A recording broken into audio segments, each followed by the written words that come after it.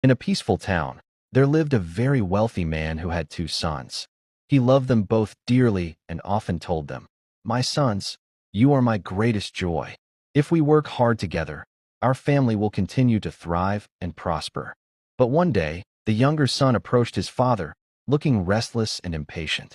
"Father," he said, "I don't want to wait. I want my share of the inheritance now." The father's heart broke to hear these words, but his love for his son was deep.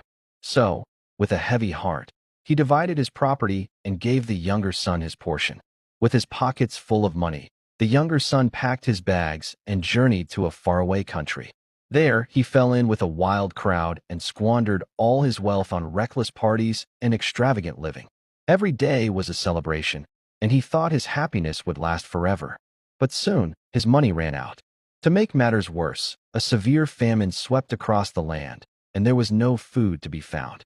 He became so desperate that he took a job feeding pigs, and he was so hungry that he longed to eat the very husks the pigs were eating. Sitting alone in the mud, starving and miserable, he finally came to his senses. "Even my father's hired servants have more than enough food to eat," he thought to himself. "And here I am, dying of hunger." He made a decision right then and there. He would go back home, fall at his father's feet, and say, "Father, I have sinned against heaven and against you. I am no longer worthy to be called your son. Just make me one of your hired servants."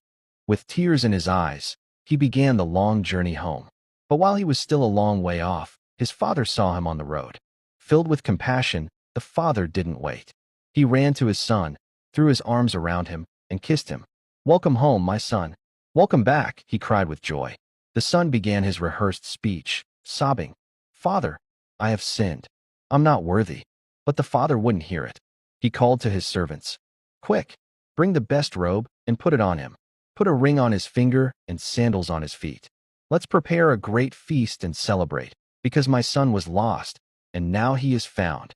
Meanwhile, the older son, who had been working diligently in the fields, heard the sound of music and dancing. When he found out what was happening, he became angry and refused to join the party.